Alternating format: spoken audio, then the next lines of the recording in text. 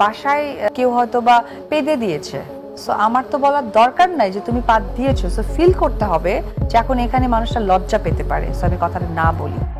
সাকিবের বুকে থাকা অপু বিশ্বাসের এই চিত্রটি সত্য হোক বা না হোক, সাকিবের সাথে যে আবারও সাংসারিক জীবনে ফিরে আসার জন্য অধীর আগ্রহ নিয়ে বসে আছেন অপু বিশ্বাস, তাতে কোনো সন্দেহ নেই।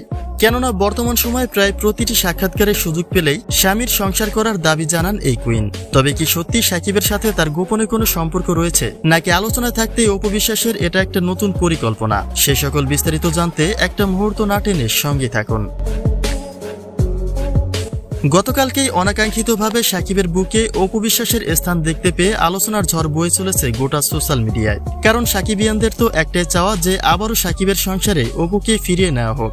তাহলে হঠাৎ করে এমন একটা চিত্র সকলের কাছে অনাকাঙ্ক্ষিত বিষয়, কিন্তু দুর্ভাগ্যবশত বাস্তব অর্থে এই চিত্রের সত্যতা পুরোপুরি শূন্য। অর্থাৎ অপু বিশ্বাস নিজেই তার আইডিতে সাকিবের সাথে কণার একটা ছবি পোস্ট করে তুফানকে কংগ্রাচুলেশনস জানিয়েছিলেন, আর সেই চিত্রকেই এডিটের মাধ্যমে কণার বদলে অপু বিশ্বাসকে বসিয়ে দেওয়া হয়েছে সাকিবের বুকে।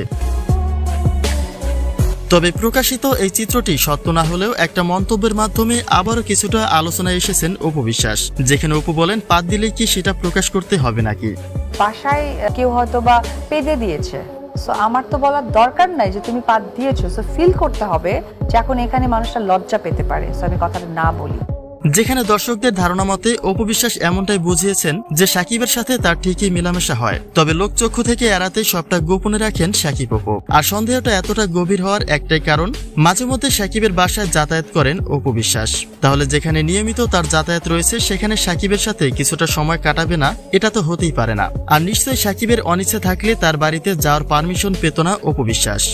তবে এই বিষয়ে আপনাদের কোনো মন্তব্য থাকলে তা কিন্তু নিশ্চয়ই কমেন্ট করতে ভুলবেন না।